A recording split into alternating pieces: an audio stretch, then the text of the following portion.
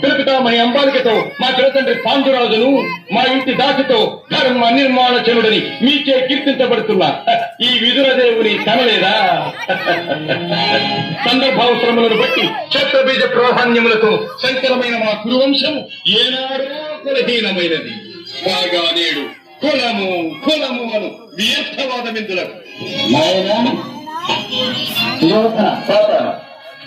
ఏరుల పారుల బ్రహ్మర్షుల జననములు మనము విచారించదగినది కాదు. ఇది నీవన్నట్లు ముమ్మాటికి క్షాత్ర పరీక్ష. క్షాత్రమున్న వారెల్లరూ క్షత్రియులు, వారిలో రాజ్యమున్న వారే రాజు. అట్టి ఈ గురురాజ పరిషత్తులు పాల్గొనుటకు పాల్గొను.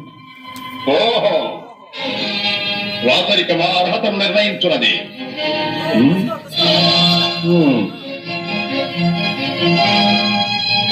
ఐదవ సామ్రాజ్యములో సత్యశ్యామలమై సంపద విరామమై వెలుగొందు అంగరాజ్యములకి ఇప్పుడే ఈతని మూర్ధాభిషిక్తిని గావించుతున్నాను.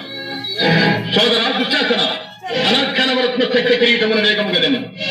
మామా గాంధార సార్వభౌమ చురిచిన మణిమే మండిత సువర్ణ సింహాసనమున దిట్టెట్టును. పరిజనులారా, పుణ్యభాగీరథీ నదీ త్వయమునందుకొడు. కళ్యాణ భక్తులారా, మంగళ కుడియారములు సుస్వరముగా మ్రోగనిండు. వంద భాగతులారా, గర్భ మహారాజులు పరివారములుగా వెంపుడు. పుణ్యాంగనులారా, ఈ రాజాసుతో పాల భాగమున కస్తూరి తోటమును తీర్చిదిద్ది బహుజన సుకృత పరి